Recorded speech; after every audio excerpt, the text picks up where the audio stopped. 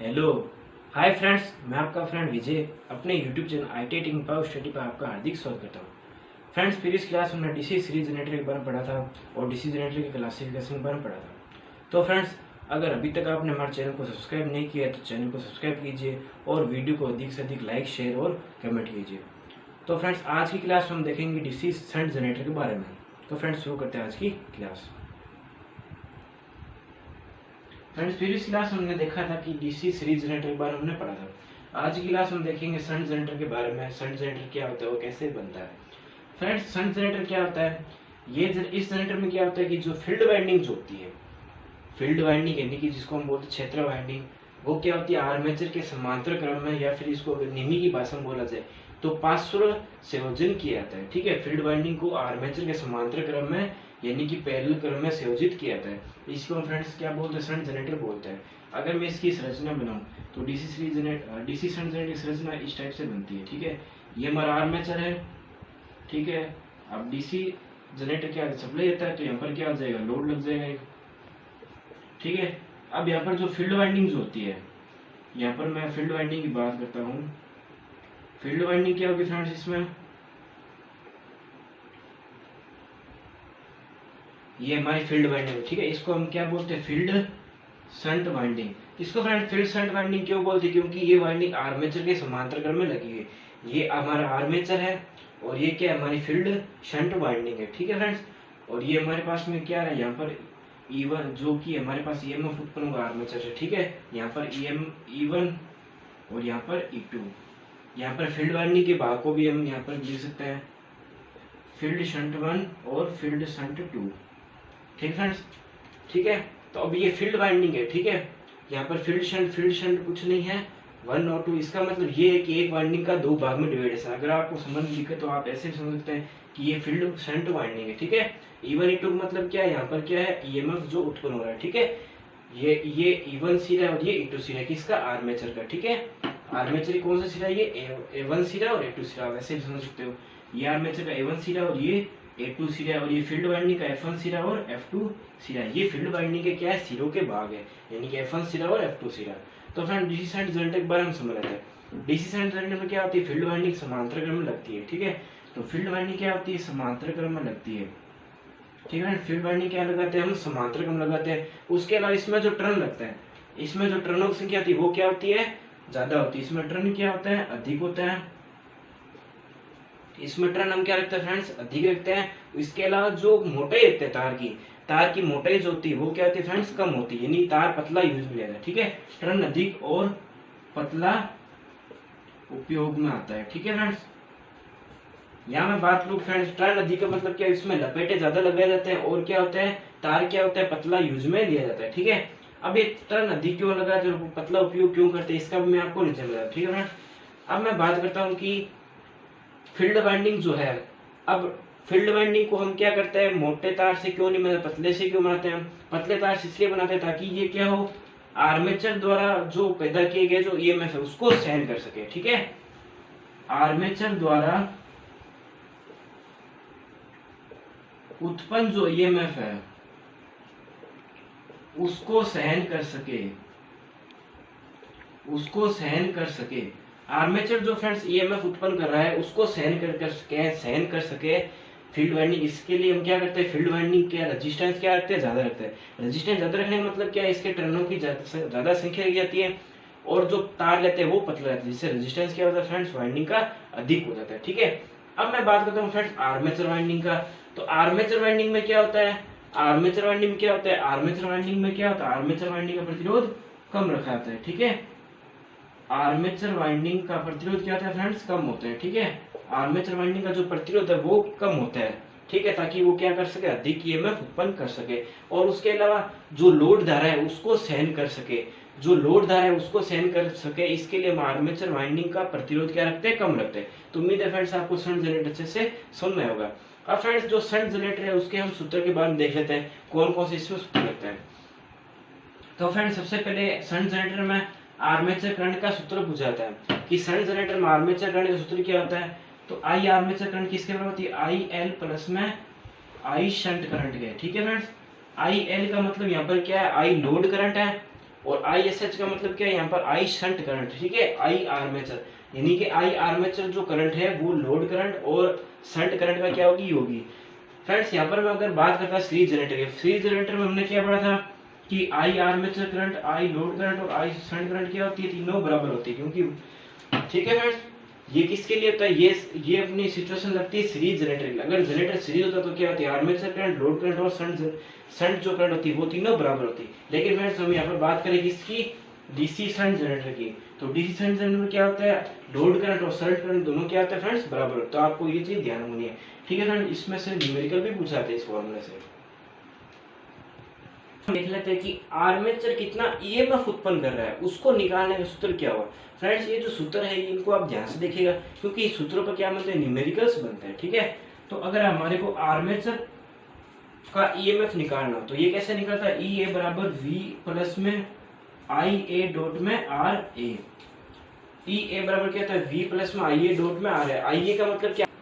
तो फ्रेंड्स यहाँ पर मैं बात करता हूँ आर्मेचर की ईएमएफ की। तो आर्मेचर का ईएमएफ किसके बराबर, वी प्लस में आई ए डॉट में आर है। आई का मतलब क्या होती है, आर्मेचर करंट, और आर का मतलब क्या होता है, आर्मेचर का रेजिस्टेंस यानी प्रतिरोध। वी क्या होता है, यहाँ पर वी क्या होता है, टर्मिनल वोल्टेज होता है, ठीक है फ्रेंड्स। यहाँ पर वी की अगर मैं बात करूँ तो वी क्या होता है, टर्मिनल वोल्टेज। टर्मिनल वोल्टेज का मतलब फ्रेंड्स ये होता है कि इसके सिरों पर, किसी डीसी जनरेटर के सिरों पर जो मापा गया है, यानी कि इसके टर्मिनल पर जो मापा गया जो वोल्टेज होता है वो क्या होता है, टर्मिनल वोल्टेज होता है। तो डीसी जनरेटर के टर्मिनल पर जो वोल्टेज मापा जाता है उसको क्या बोलते हैं फ्रेंड्स, टर्मिनल वोल्टेज कहते हैं। तो ई ए बराबर वी प्लस में आई ए डॉट में आ रहा है। अगर हमारे को टर्मिनल वोल्टेज पूछ रहे तो टर्मिनल वोल्टेज कैसे निकालेंगे, टर्मिनल वोल्टेज ऐसे निकालेंगे फ्रेंड्स, वी बराबर में ई ए माइनस में आई ए डॉट में आ रहे हैं। तो फ्रेंड्स इसका सूत्र ये होगा, किसका, टर्मिनल वोल्टेज सूत्र क्या होगा, V बराबर में ई ए माइनस में आई ए डॉट में आ रहा है। तो उम्मीद है फ्रेंड्स आपको सूत्र अच्छे से समझ में आ गया। इसमें क्या रखा है हमने, V बराबर में ई ए माइनस में आई ए डॉट में आ रहा है। हमारे को टर्मिनल वोल्टेज पूछा है, टर्मिनल वोल्टेज कैसे निकलेगी, इसका पक्षांतरण करेंगे तो V बराबर क्या हो जाएगा, ई ए माइनस में आई ए डॉट में आ रहा है, ठीक है। तो यहाँ पर ई ए क्या है, आर्मेचर की ईएमएफ है, और आई ए क्या है, आर्मेचर की करंट है, और आर ए क्या है, आर्मेचर का रेजिस्टेंस है। ई ए माइनस में ये क्या है, आई ए डॉट में, ये डॉट का मतलब क्या होता है, गुणा करना, ठीक है फ्रेंड्स। तो इस पे रिलेटेड हम न्यूमेरिकल्स कर लेते हैं जो कि एग्जाम की दृष्टि से इंपॉर्टेंट है। उससे फ्रेंड्स पहले मैं आपको डीसी शंट जनरेटर के उपयोग बताता हूँ, किसमें यूज किया जाता है के बारे में देख लेते हैं, ठीक है। डीसी शंट जो जनरेटर होता है, डीसी शंट जनरेटर का यूज हम किसके लिए करते हैं, बैटरी चार्जिंग के कामों में करते हैं, ठीक है फ्रेंड्स। तो डीसी शंट जनरेटर अगर पूछ ले तो बैटरी चार्जिंग के लिए किया जाता है, ठीक है फ्रेंड्स। और उसके अलावा आर्क वेल्डिंग जो होती है, ठीक है, उसके अलावा जो आर्क वेल्डिंग होती है उसके लिए भी डीसी शंट जनरेटर का यूज होता है। क्यों होता है, क्योंकि इसके द्वारा जो प्रदान की गई जो करंट है वो क्या होती है, नियत धारा प्रदान करना, इसी क्या होती है, एक विशेषता होती है। तो एग्जाम पूछाता है कि डीसी शंट जनरेटर की एक विशेषता क्या होती है, कि इससे जो करंट मिलती है वो क्या मिलती है, कांस्टेंट करंट मिलती है। या फिर पूछ सकते हैं कि इससे जो प्राप्त जो ईएमएफ होता है वो क्या होता है, वो भी क्या होता है, नियत मिलता है, ठीक है। तो इससे जो प्राप्त ईएमएफ होता है वो क्या मिलता है, नियत यानी कि कांस्टेंट मिलता है, और नियत धारा मिलती है। तो उम्मीद है फ्रेंड्स आपको डीसी शंट जनरेटर अच्छे से समझ में आएगा। अब इस फॉर्मूले पर रिलेटेड हम न्यूमेरिकल कर लेते हैं।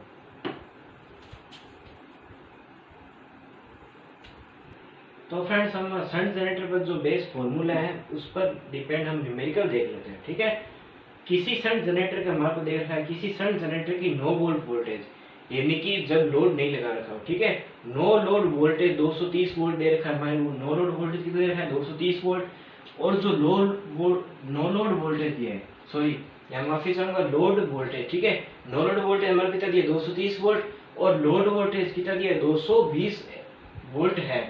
यदि फील्ड प्रतिरोध हमारे कितना दे रखा, 100 ओम दे रखा, यदि फील्ड प्रतिरोध कितना है 100 ओम है, तथा आर्मेचर का प्रतिरोध यानी आर्मेचर का जो रेजिस्टेंस है कितना है 0.1 ओम है, तो आर्मेचर धारा क्या होगी। तो फ्रेंड्स ये इस टाइप का न्यूमेरिकल इंपॉर्टेंट होता है एग्जाम की दृष्टि से देखा जाए तो आपको इस तरीके से न्यूमेरिकल से डरना नहीं है, ठीक है।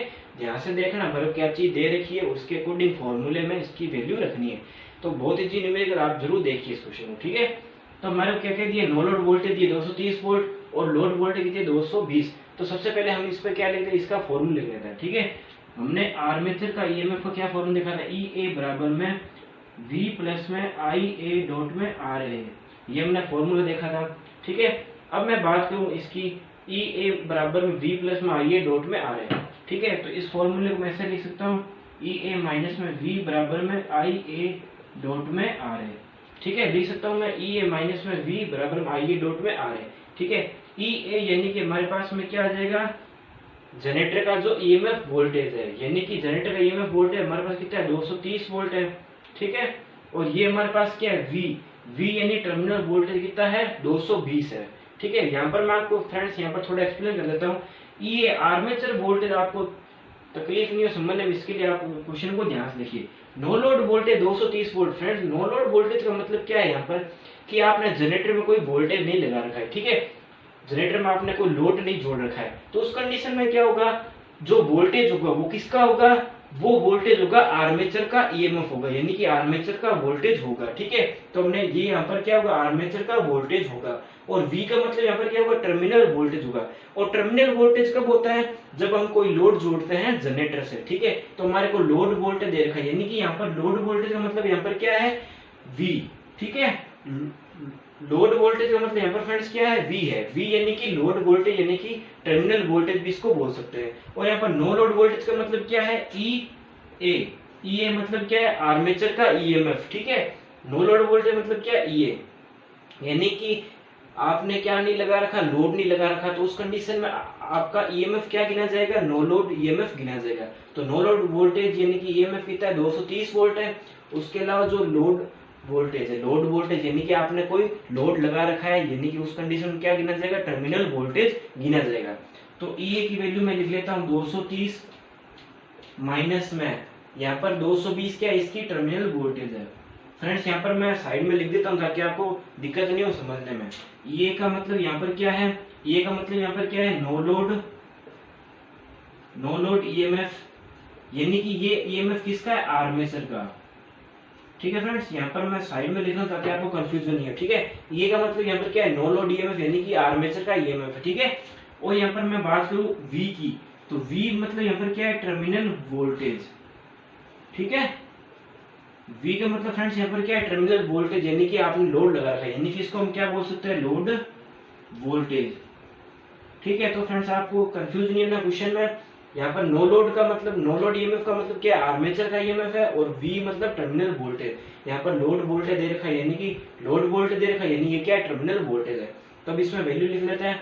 ये की वैल्यू कितनी, 230 माइनस में ये कितने 220 बराबर में हमारे को इसमें डिनोट क्या करना है, आर्मेचर करंट ज्ञात करनी है, आई ए डॉट में। अब आर ए का हमारे को आर्मेचर का रेजिस्टेंस कितना देखा फ्रेंड्स, 0.1 ओम आर्मेचर का रेजिस्टेंस दे रखा है। तो यहाँ पर आर ए क्या आ जाएगा, यहाँ पर आर ए की वैल्यू लिख लेते हैं 0.1 ओम, ठीक है। तो इससे हमारी क्या आ जाएगी, आर्मेचर करंट आ जाएगी, ठीक है।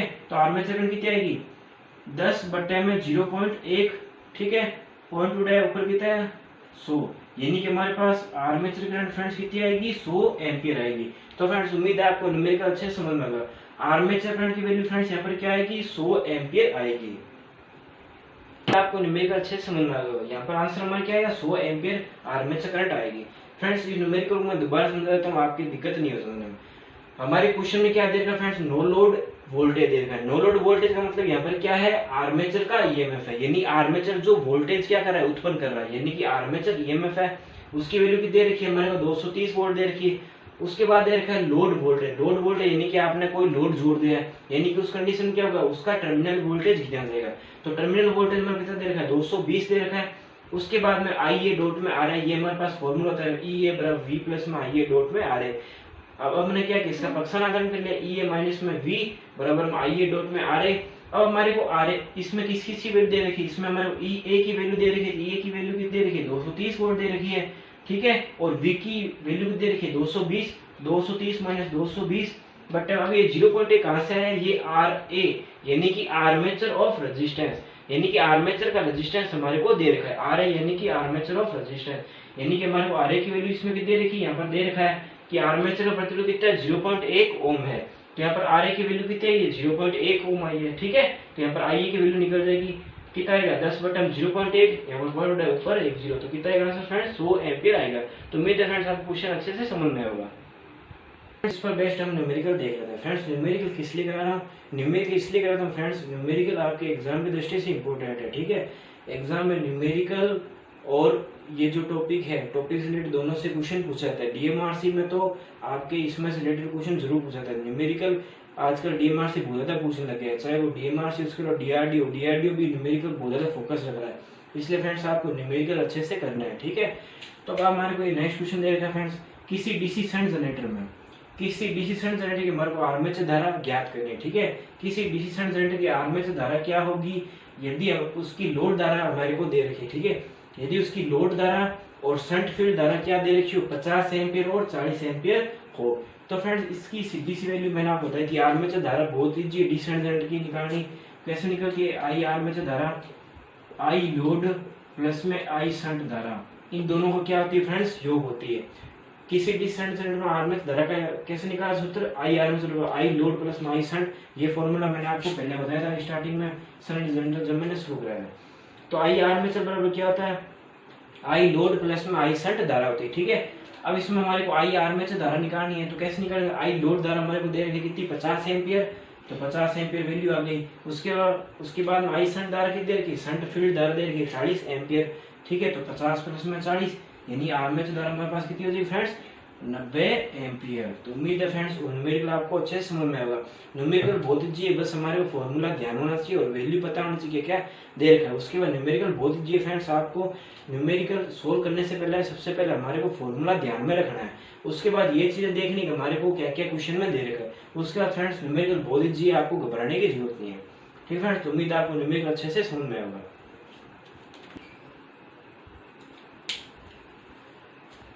नेक्स्ट फ्रेंड्स हम जनरेटर की बात कर रहे थे। नेक्स्ट हमारे पास कौन सा है, कंपाउंड जनरेटर।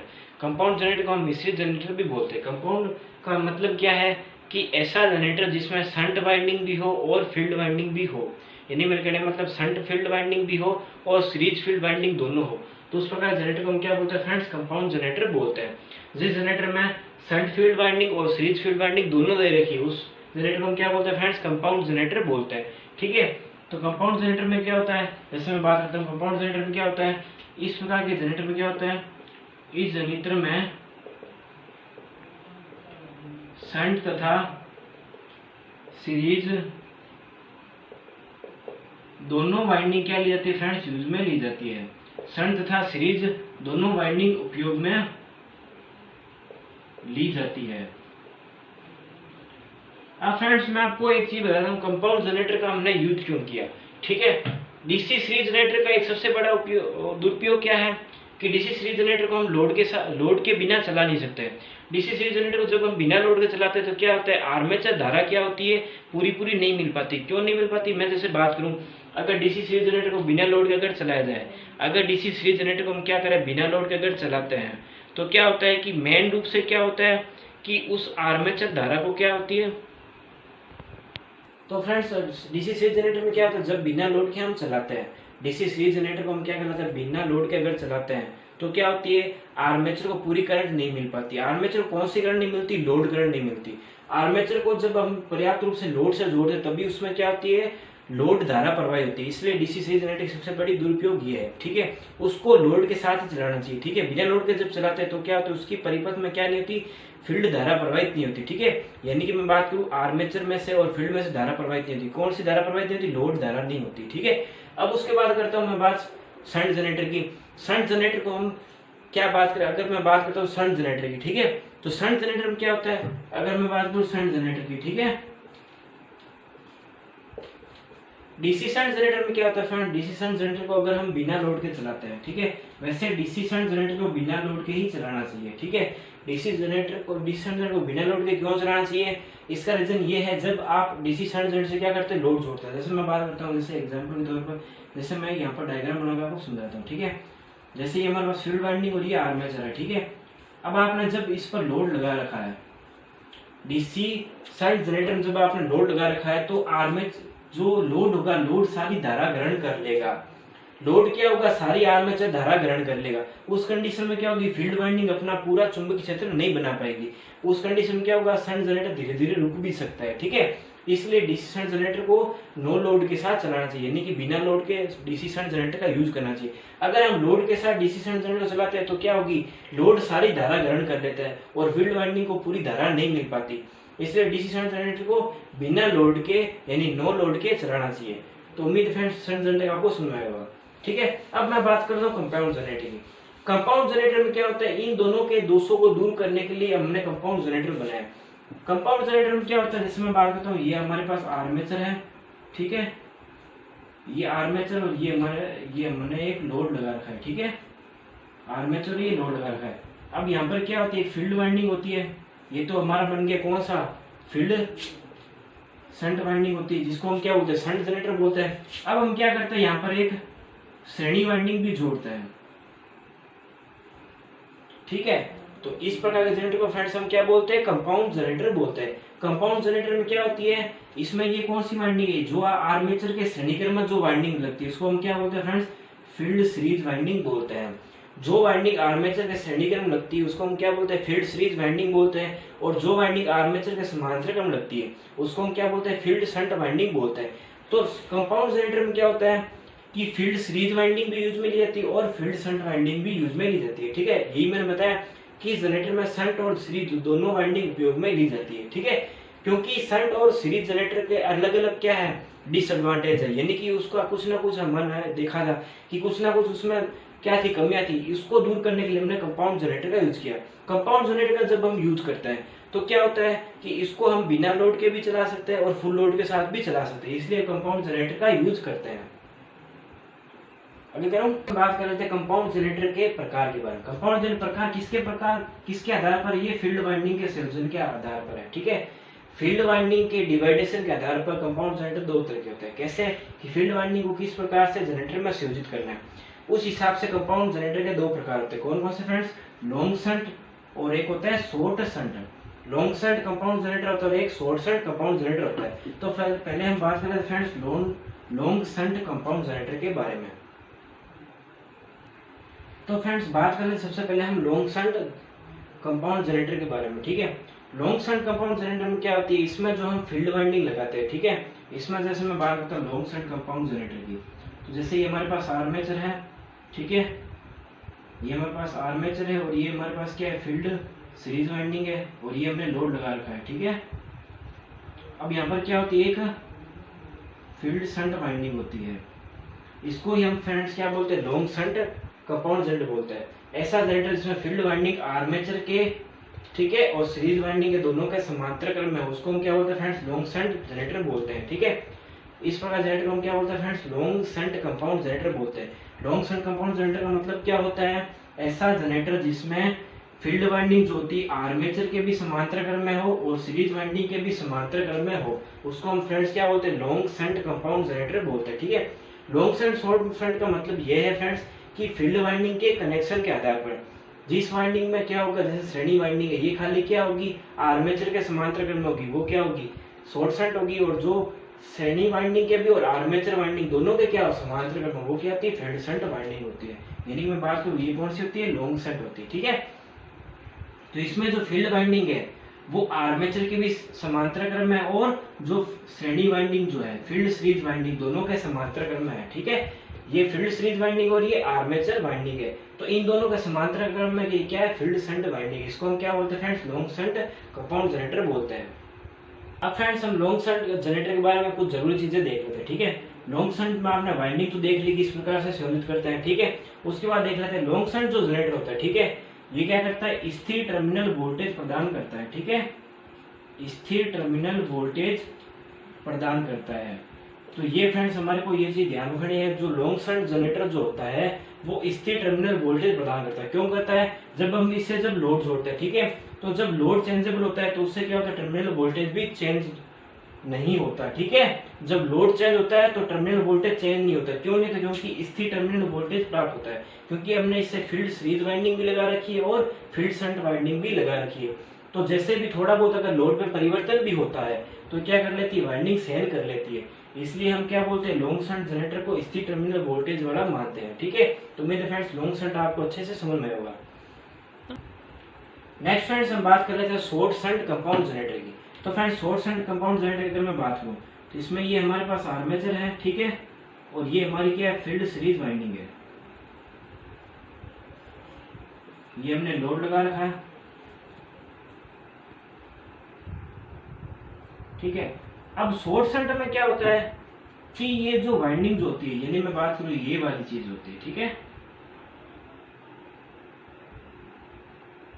ये कौन सी वाइंडिंग है? Field shunt winding.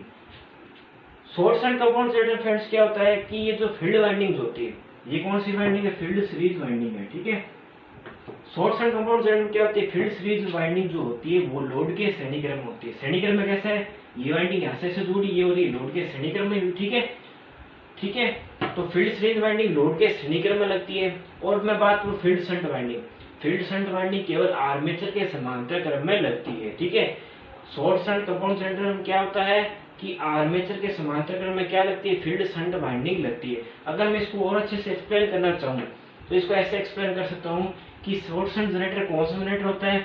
जिस जनरेटर में फील्ड जो शंट वाइंडिंग होती है, यानी फील्ड जो शंट वाइंडिंग होती है वो आर्मेचर के केवल क्या होती है? समांतर क्रम में होती है। उसको हम क्या बोलते हैं फ्रेंड्स? शॉर्ट शंट बोलते हैं। यानी कि शॉर्ट शंट नाम से पता लग रहा है कि ऐसी वाइंडिंग जिसको शंट वाइंडिंग क्या किया जाएगा? शॉर्ट किया जाएगा, ठीक है। शंट वाइंडिंग यहाँ पर शॉर्ट हो रही, कैसे हो रही है? ये यहाँ से शंट वाइंडिंग ली और ये सीरीज से यहाँ पर जुड़ गई, तो ये वाइंडिंग क्या हो रही है? आपस में शॉर्ट हो रही है। इसको हम क्या बोलते हैं फ्रेंड्स? शॉर्ट शंट बोलते हैं। और लॉन्ग शंट में आपको पता है, लॉन्ग शंट में क्या रहता है? ये जो ये तार, ये टर्मिनल जो सिरा है ये यहाँ से निकल कर यहाँ पर जुड़ जाता है, तो इसको हम क्या बोलते हैं? लॉन्ग शंट बोल देते हैं, ठीक है फ्रेंड्स। उम्मीद है आपको अच्छे समझ में होगा। हम यहाँ पर बात किसकी कर रहे हैं? शॉर्ट शंट की कर रहे हैं। तो शॉर्ट शंट में ये होता है कि जो आर्मेचर के समांतर में क्या लगती है? फील्ड शंट वाइंडिंग लगती है। अब फ्रेंड्स शॉर्ट शंट के बारे में हम उपयोग देख लेते हैं। शॉर्ट शंट की हम विशेषता की अगर बात करें तो किस प्रकार विशेषता होती है? शॉर्ट शंट कंपाउंड में क्या होता है? जब हम लोड को चेंज करते हैं, लोड जब चेंज करते हैं तो टर्मिनल वोल्टेज क्या होती है? परिवर्तित होती है। तो लोड के चेंज होने पर, लोड परिवर्तित होने पर, लोड जब परिवर्तित होता है तो जो वोल्टेज है यानी कि टर्मिनल वोल्टेज है, यानी कि जनरेटर का जो हम बात करें टर्मिनल वोल्टेज की, ठीक है। तो लोड के चेंज होने पर टर्मिनल वोल्टेज क्या होता है? ये भी परिवर्तित हो जाता है, ठीक है। लोड के परिवर्तित, जैसे लोड हम क्या करते हैं? जनरेटर पर कम या अधिक करते हैं तो टर्मिनल वोल्टेज क्या होगी? कम या अधिक हो जाती है। तो फ्रेंड्स शॉर्ट शंट आपको अच्छे समझ में आ गया।